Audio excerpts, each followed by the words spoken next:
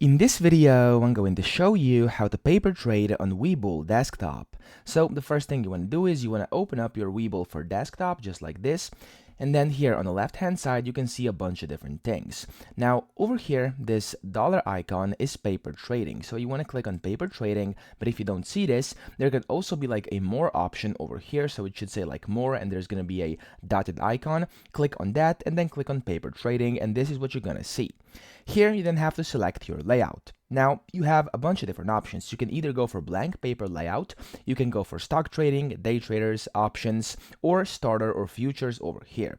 Now, as you can see, of course, the most convenient one in case you are a starter will be the starter one, but of course you can go with any of these as well. So I'm just gonna go with the starter to show you how this is done.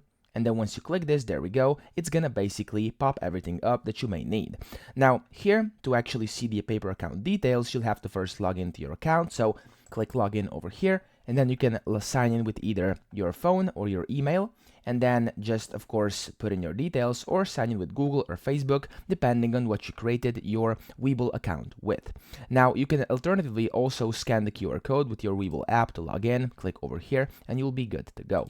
Now once you've done that, of course, you can then start customizing this or just trading. So in case you don't like any of these panels or you want to basically replace them with something else, what you can do is tap on widgets up here top right where it says add widgets, and you can click on paper here, the second tab, and you can see you have a bunch of different options you can add in. So the classic trade, order entry, paper account detail, orders, turbo, etc. So we have a bunch of different things. You can just add them in. Just click like this, there we go, and as you can see, you'll be able to add them. But of course, to access most of these, you will need yourself a login account. So of course, you have to be logged in before you can start using this.